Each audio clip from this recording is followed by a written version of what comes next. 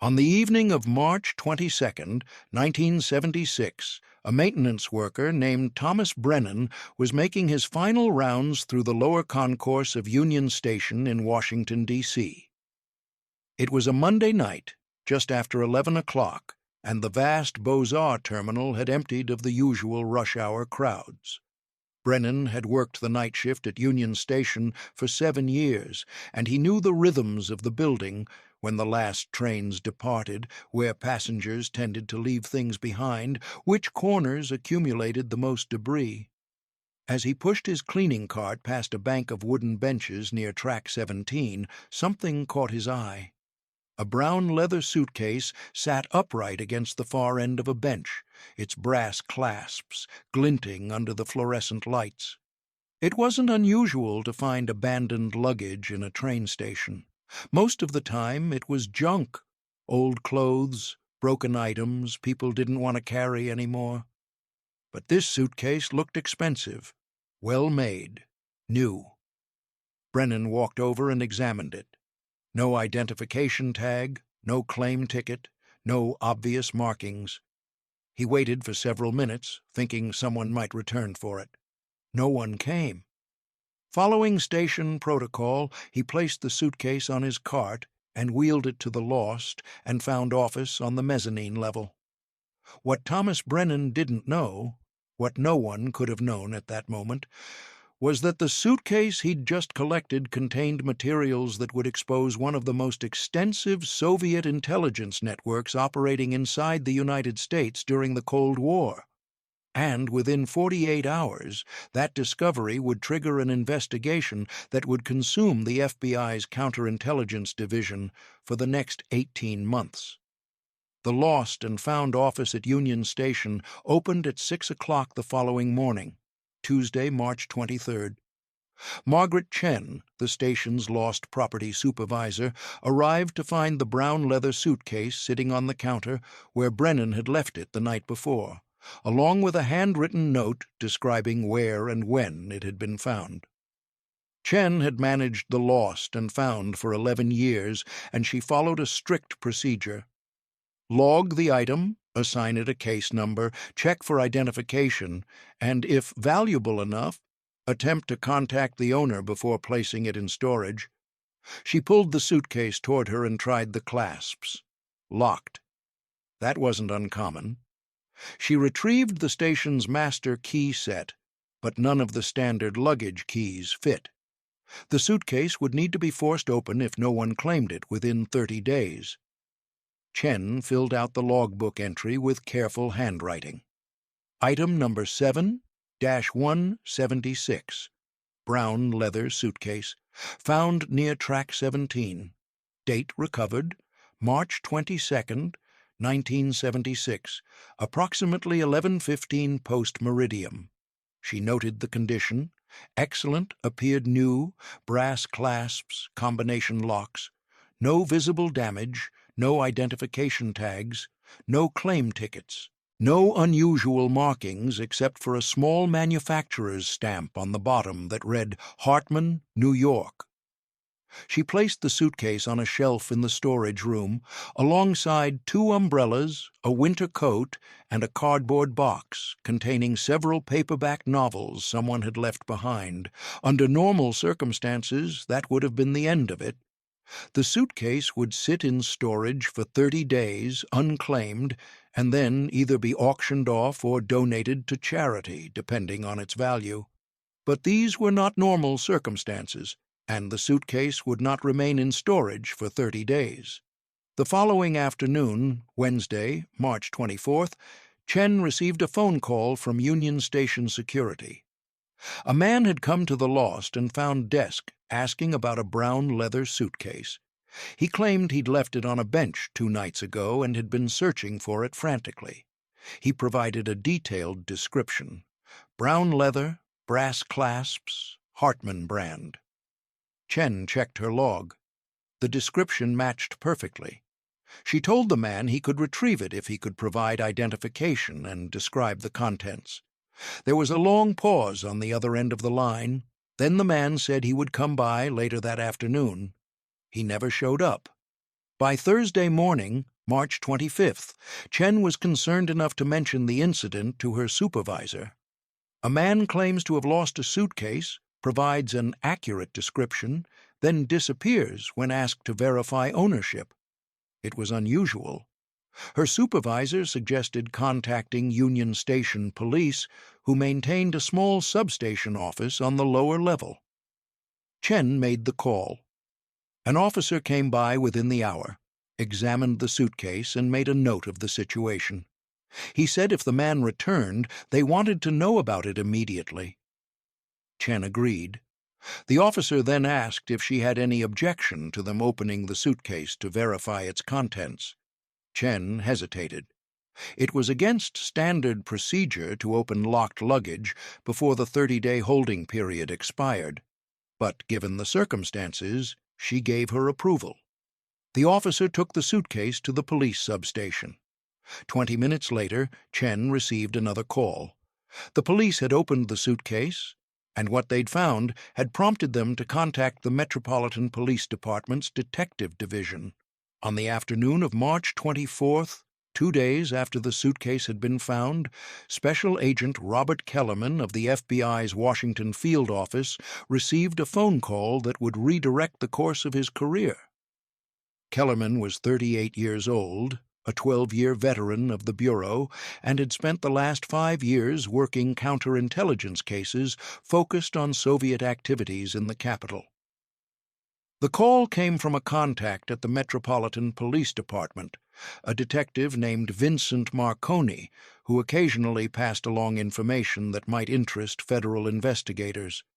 Marconi's message was brief but intriguing. Union Station security had finally opened an unclaimed suitcase, and what they'd found inside had made them nervous enough to call the police. Marconi thought the FBI should take a look. Kellerman grabbed his coat and drove to Union Station immediately. Kellerman had worked with Marconi before. The detective was sharp, experienced, and had a good sense for when something crossed the line from local police matter to federal concern. If Marconi was calling, it was worth investigating. Kellerman made the drive from the FBI's Washington Field Office on Buzzard Point to Union Station in less than 20 minutes, weaving through afternoon traffic along Massachusetts Avenue. He parked in a loading zone near the station's main entrance, displayed his bureau credentials on the dashboard, and walked quickly through the terminal toward the police substation. The station was busy with the usual afternoon commuter rush. Travelers moved in streams toward departure gates. Announcements echoed through the vaulted main hall. Kellerman descended a staircase to the lower concourse, turned left past a row of closed ticket windows, and found the unmarked door that led to the police substation. He knocked twice. A uniformed officer opened the door and, recognizing him, waved him inside. Marconi was waiting in a back office, standing beside a metal table.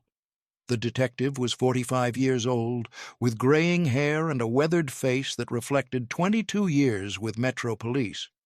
He looked up when Kellerman entered. "Thanks for coming," Marconi said. "I figured this was more your territory than ours." Kellerman nodded toward the table. "What have we got?" Marconi stepped aside.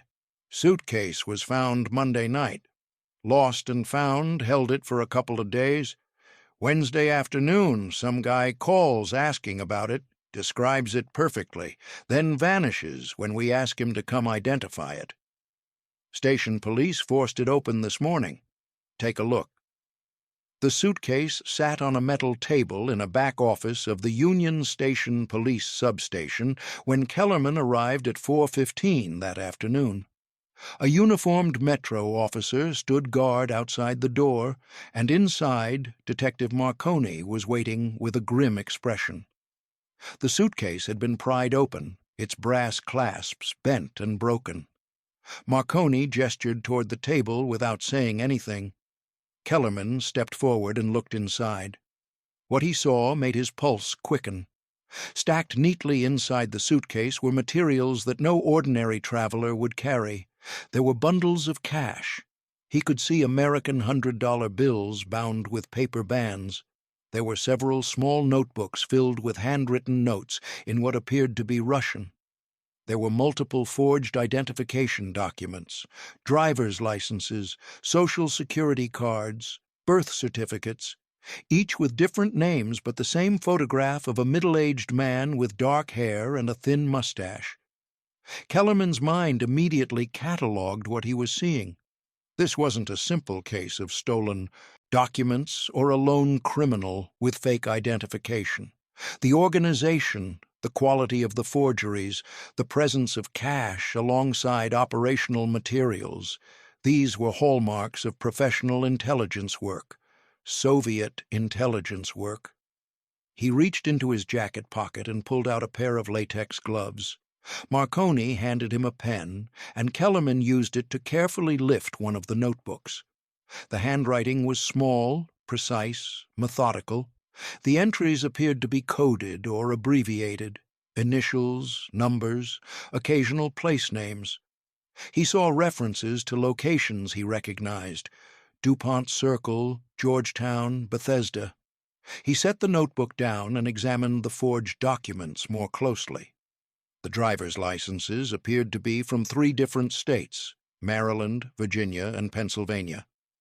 Each license had a different name, a different address, but the same photograph. The man in the photo looked to be in his late 40s or early 50s.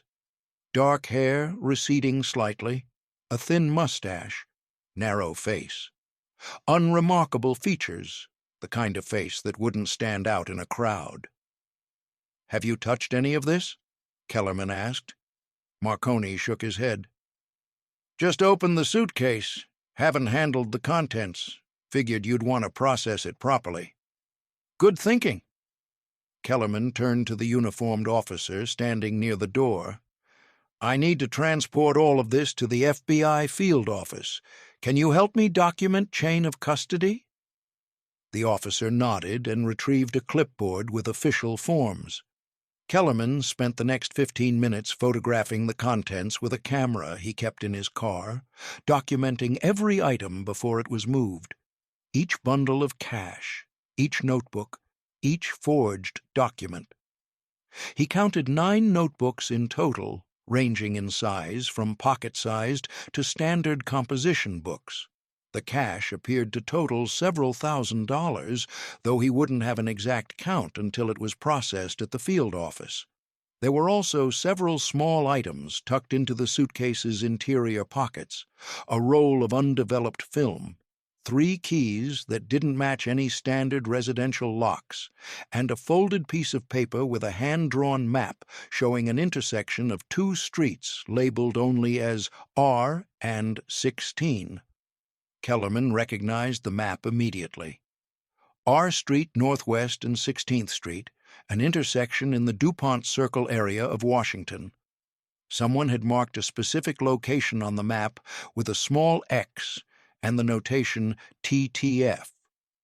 By 4:50 that afternoon, Kellerman had loaded everything into evidence bags, sealed them, logged them, and placed them in the trunk of his bureau vehicle. He thanked Marconi, left his card with the station police, and drove back to the Washington field office. He knew he'd be working late into the evening. What he didn't know yet was that the materials in that suitcase would lead to one of the largest counterintelligence operations the FBI had conducted since the height of the Cold War. The FBI's Technical Services Division spent 3 days processing every item from the suitcase. Kellerman had transported everything back to the Washington field office in sealed evidence bags, and by Friday, March 26th, a team of forensic specialists had photographed, catalogued, and examined each piece. The cash totaled $9,300, a significant sum in 1976. The notebooks contained coded entries, lists of numbers, and occasional place names. Some in the D.C. area, others in New York and Philadelphia.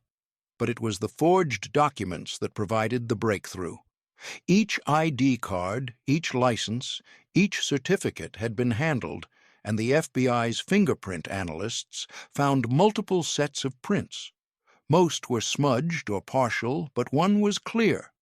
A complete thumbprint on the back of a Maryland driver's license issued in the name of Robert John Morrison. The print was run through the FBI's files. On Monday morning, March 29th, they got a hit. The fingerprint belonged to a man who had been fingerprinted 14 years earlier as part of a routine background check for a civil service position.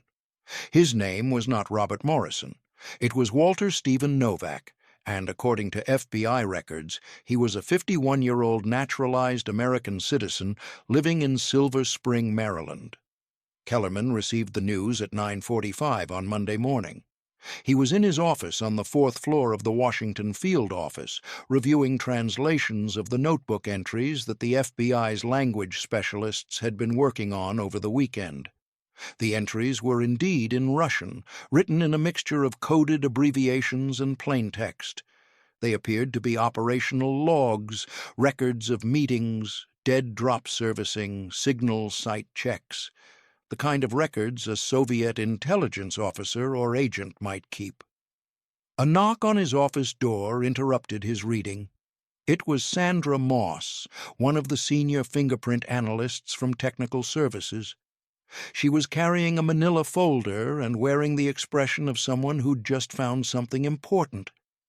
"We got a match on that thumbprint," she said, closing the door behind her. "Walter Stephen Novak, born in Czechoslovakia, immigrated to the United States in 1953, naturalized in 1957. He was fingerprinted in 1962 when he applied for a civil service position with the government printing office. The position required a background check. He worked there for 3 years, then left and went into private sector work. Currently employed as a translator for a consulting firm called Meridian Associates in downtown Washington." Kellerman set down the notebook he'd been reading. "Where's he live?" "Silver Spring, 1260 Sherwood Avenue, single-family house. Owns it outright, bought it in 1964. Married in 1959. Wife's name is Helen. No children. No criminal record. Nothing in our files except the original. Background check from '62. Kellerman opened the folder Moss had brought and examined the file. There was a copy of Novak's fingerprint card from 1962, along with his naturalization certificate, employment records, and the results of his civil service background investigation. Everything appeared routine. Nothing indicated that Walter Novak was anything other than an ordinary, law-abiding citizen who had built a quiet life in suburban Maryland after emigrating from Eastern Europe. But the thumbprint on the forged driver's license told a different story. And the materials in that suitcase suggested that Walter Novak had been living a double life for years, perhaps decades. The question was, who was he really working for, and how deep did this network go? Kellerman picked up his phone and dialed the extension for James Harrington, the assistant special agent in charge of the Washington field office's counterintelligence division. Harrington answered on the second ring. "Jim, it's Bob Kellerman. I've got something you need to see. That suitcase from Union Station. We've identified the owner. I think we're looking at a Soviet network, and I need authorization to open a full investigation." There was a brief pause on the other end of the line. Then Harrington's voice came back, sharp and focused. "I'll be at your office in 5 minutes. Don't talk to anyone else until I get there." Kellerman hung up and looked again at the photograph of Walter Novak from his 1962 background check. The face matched the man in the forged documents. Same narrow features, same thin mustache, same unremarkable appearance. But now, 14 years later, that face represented something far more dangerous than it had seemed in 1962. It represented a Soviet intelligence operation that had been running undetected for years, operating in plain sight in the suburbs of Washington, D.C., and thanks to a maintenance worker who had found an abandoned suitcase on a Monday night in March, The FBI now had a chance to unravel it.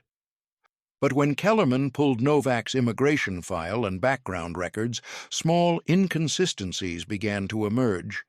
Novak's employment history showed gaps. His tax returns indicated income that didn't quite match his declared earnings. And most significantly, his travel records showed multiple trips to Canada and Mexico over the past decade, trips that seemed to serve no clear business or personal purpose. Kellerman requested authorization to open a full surveillance operation on Walter Novak. By April 2, 1976, a team of FBI agents was watching his every move. The investigation into Walter Novak's background took 4 days. Kellerman worked with analysts from the FBI's Records Division to reconstruct Novak's life since his arrival in the United States 23 years earlier. The picture that emerged was one of careful construction, a life designed to appear normal but built on a foundation of deliberate ambiguity. Novak had arrived in New York aboard a passenger ship in August of 1953, part of a wave of Czech refugees who had fled after the communist consolidation of power in Czechoslovakia. His immigration papers indicated he had worked as a clerk in Prague before leaving. He had no immediate family in the United States. He spoke fluent English, German, and Russian in addition to Czech. Within 6 months of arrival, he had found work as a translator for a small import-export firm in Baltimore. He married Helen Kowalski, a second-generation Polish-American, in 1959. They purchased their house in Silver Spring in 1964, taking out a modest mortgage that they paid off within 8 years. On the surface, it was the American dream, an immigrant building a new life through hard work and assimilation. But the details revealed something else.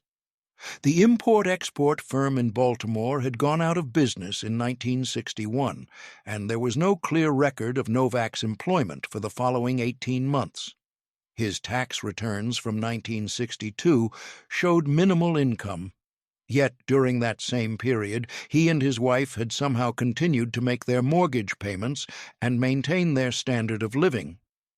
In 1962, Novak had applied for the civil service position at the government printing office, the job that required the background check and fingerprinting that now connected him to the forged documents. He worked there until 1965, then left for his current position at Meridian Associates, the consulting firm downtown. The travel records were even more revealing.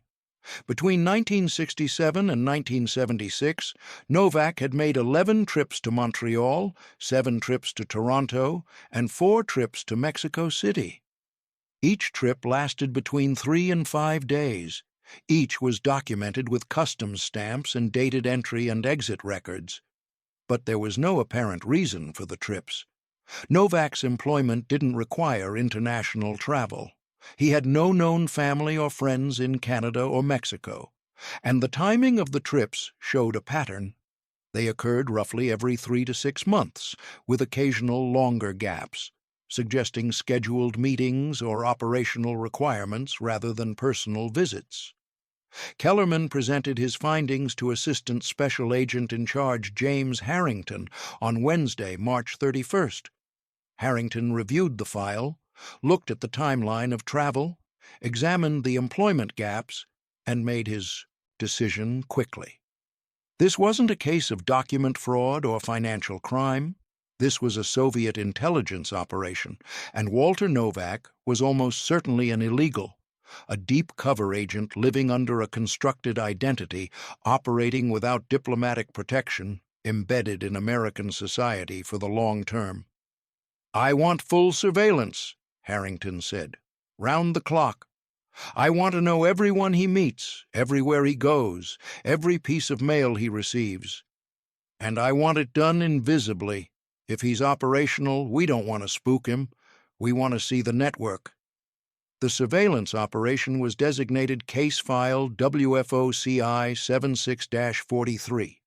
Kellerman was named case agent with a team of 8 FBI special agents assigned to rotating shifts. The operation began at 6 o'clock on the morning of Friday, April 2nd.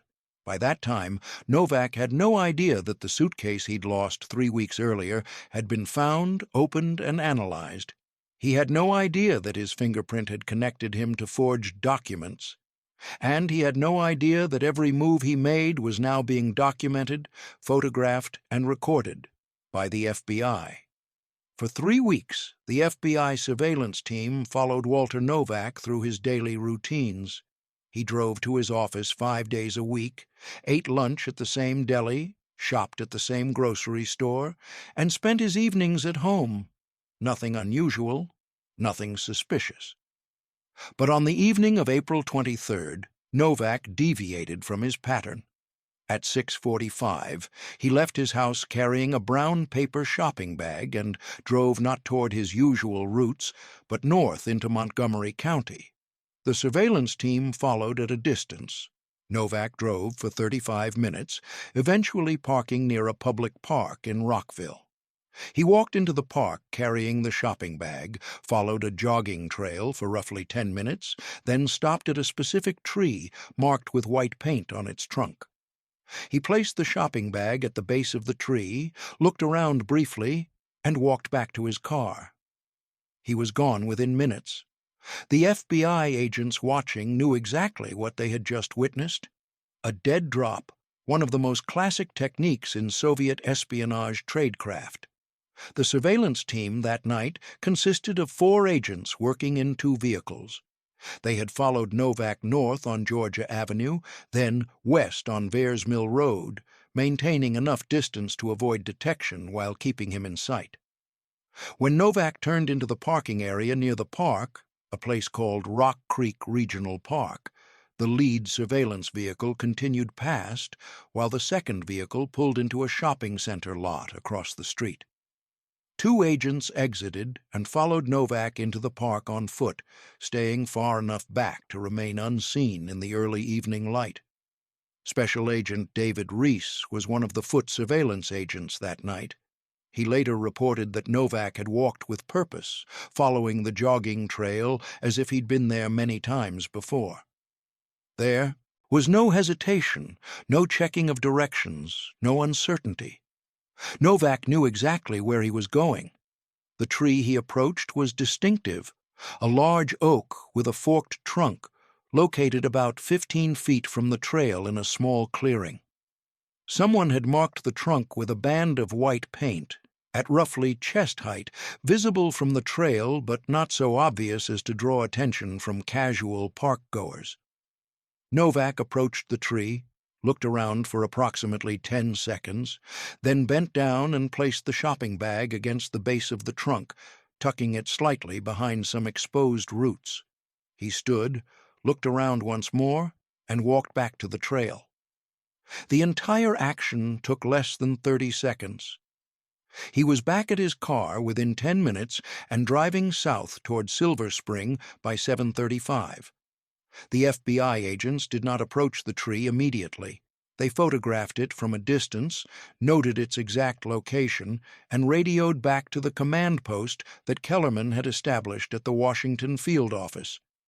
The decision was made quickly. Do not retrieve the bag. Instead, maintain surveillance on the site and see who comes to collect it. If Novak was servicing a dead drop, someone would come, and that someone would lead them to the next link in the chain. Additional surveillance teams were moved into position around the park. Agents concealed themselves in the woods, in parked vehicles along nearby streets, and in positions with clear sight lines to the marked tree. They waited. 7:30 became 8 o'clock. 8 o'clock became 9. The park emptied as darkness fell. By 10 o'clock, the only people visible were occasional joggers finishing evening runs. By 11, the park was deserted. The surveillance team maintained their positions through the night. It was cold, uncomfortable work, sitting in darkness, watching a single tree, waiting for something that might not happen. But at 12:57 in the morning on Saturday, April 24th, movement appeared on the trail. The FBI did not retrieve the shopping bag from the dead drop site immediately. Instead, they positioned surveillance teams in concealed locations around the park and waited to see who would come to collect it. The answer came 6 hours later, just after 1 o'clock in the morning on April 24th. A man approached the marked tree on foot, moving carefully through the darkness. He wore dark clothing and a baseball cap pulled low. He reached the tree, picked up the shopping bag, and walked quickly back toward a residential street where a sedan was parked. The FBI photographed him, recorded the license plate, and followed the vehicle. It led them to an apartment building in Arlington, Virginia. The man who had collected the dead drop was identified as Yuri Petrov, a third secretary at the Soviet embassy, a diplomatic title that often served as cover for KGB officers operating in the United States. The investigation now had a direct connection to Soviet intelligence. The man moved with practiced caution. He didn't use a flashlight. He stayed on the trail for most of his approach, then cut through the clearing directly to the marked tree. He bent down, retrieved the shopping bag, straightened, and began walking back the way he'd come, all in less than 20 seconds.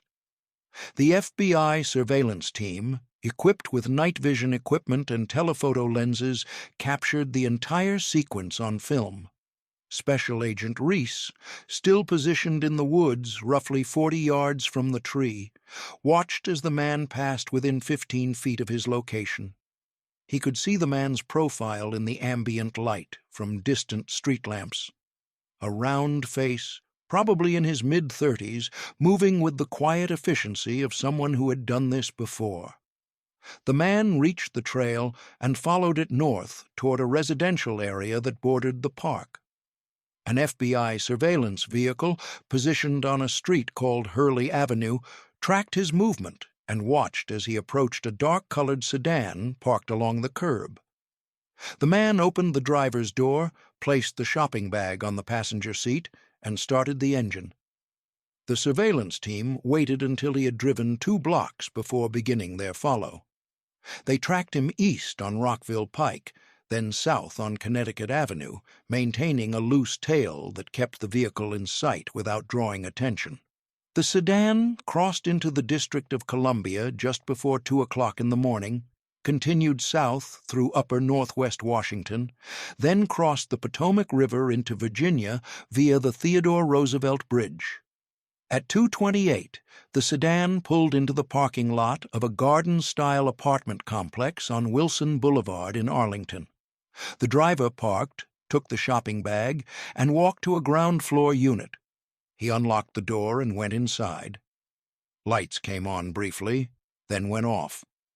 The surveillance team photographed the building, noted the apartment number, Unit 112, and radioed the information back to Kellerman.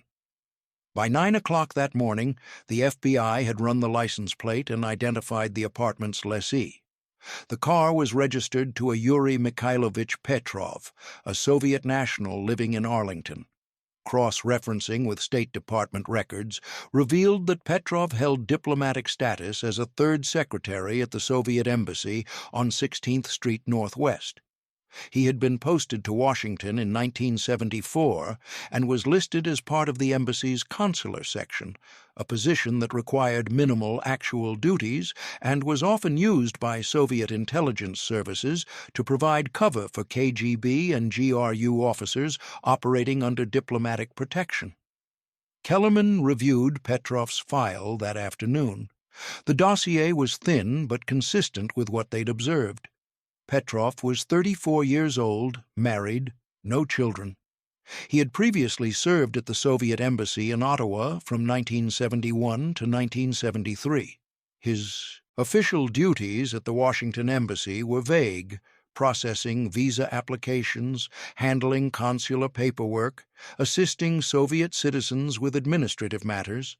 The FBI's counterintelligence division suspected he was KGB, but had no direct evidence.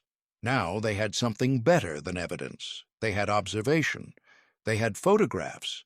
and they had a direct operational connection between Yuri Petrov and Walter Novak. The significance was immediate and profound. Novak wasn't operating independently. He was being handled by Soviet intelligence, servicing dead drops, passing materials to a KGB officer. This wasn't a lone agent. It was an active network, professionally managed, deeply embedded. And, if Novak was part of it, there were almost certainly others. With confirmation that Walter Novak was actively servicing dead drops for a Soviet handler, the FBI faced a critical decision.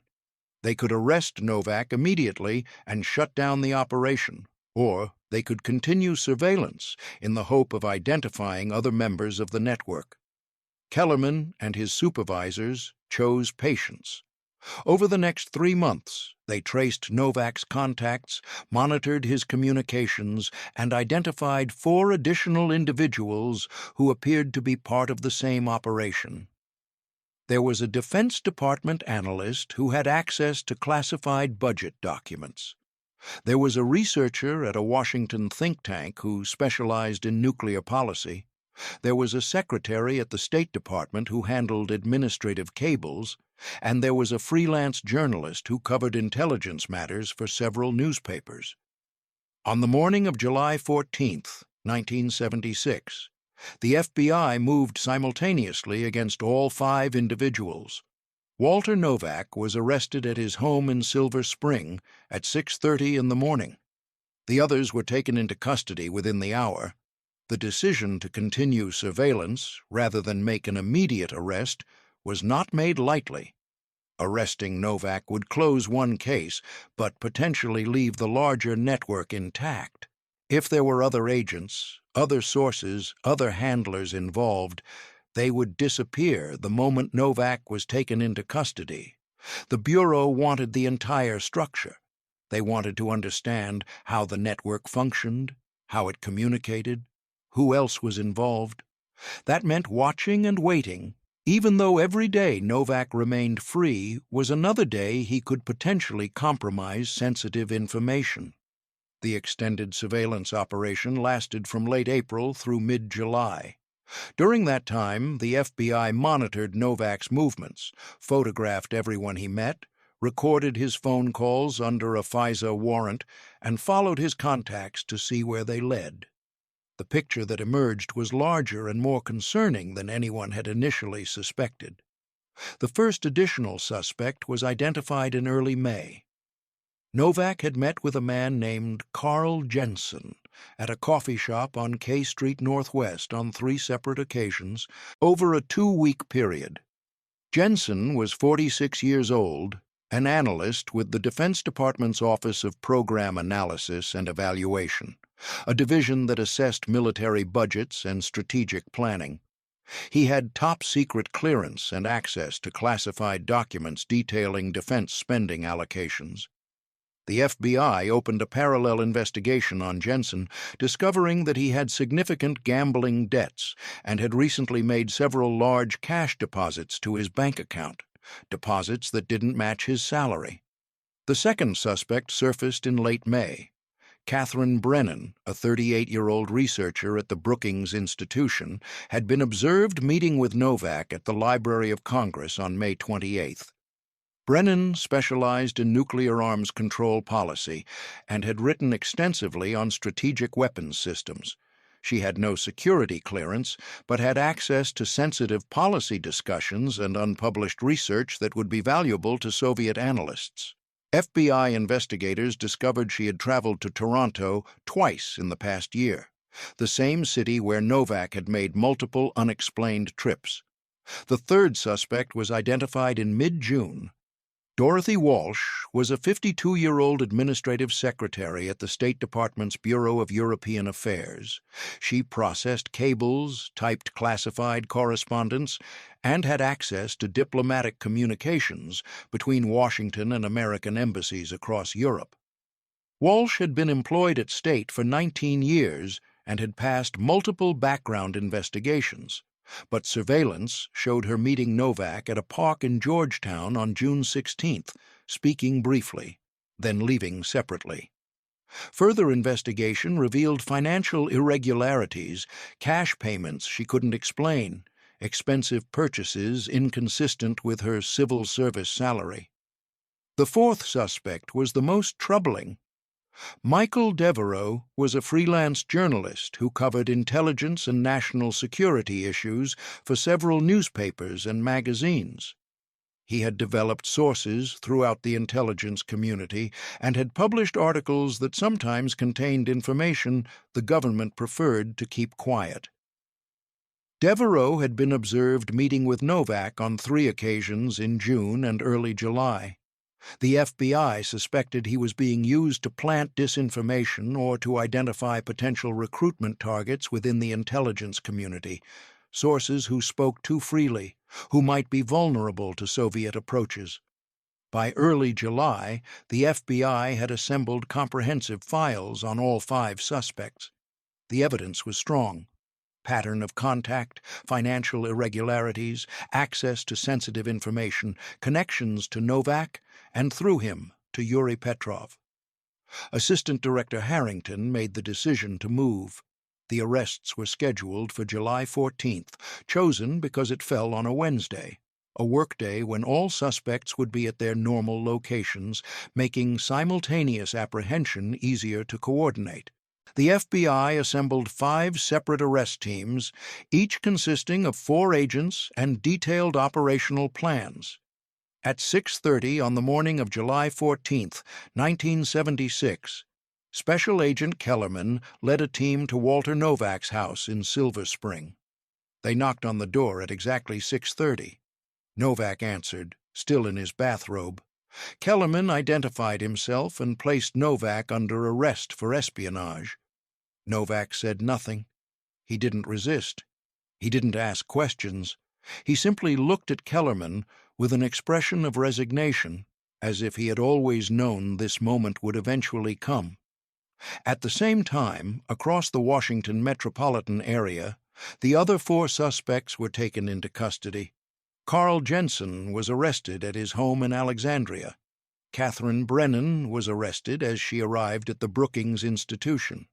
Dorothy Walsh was arrested at the State Department building. Michael Devereaux was arrested at a restaurant where he was eating breakfast. By 7:30, all 5 were in FBI custody, and the Soviet intelligence network that had operated undetected in Washington for years had been dismantled, all because a maintenance worker had found a lost suitcase on a Monday night in March, and an FBI agent had decided to look inside. Walter Novak was charged with conspiracy to commit espionage and acting as an unregistered foreign agent. In February of 1977, he pleaded guilty to avoid trial and was sentenced to 25 years in federal prison.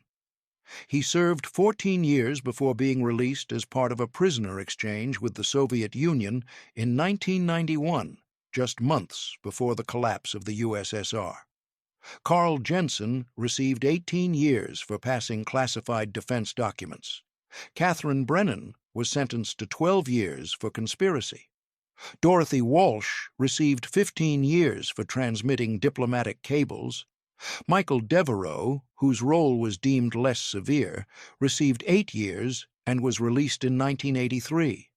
Yuri Petrov, protected by diplomatic immunity, was declared persona non grata and expelled from the United States on July 16, 1976. He returned to Moscow and was never publicly identified as KGB, though the FBI remained certain of his role. The brown leather suitcase that started the investigation was retained as evidence and eventually archived in FBI records. The case became a teaching example within the Bureau's counterintelligence training program, a reminder that even the most sophisticated intelligence operations could be undone by simple accidents and human error. What remained striking about the entire affair was how it began. Not through years of painstaking investigation or breakthrough surveillance technology, but because someone lost a suitcase, because a maintenance worker noticed it sitting on a bench, because that suitcase was opened at exactly the right moment. In the shadowy world of Cold War espionage, where both sides invested enormous resources in secrecy and security, sometimes the most significant breakthroughs came not from brilliance, but from chance. And in March of 1976, chance had favored the FBI.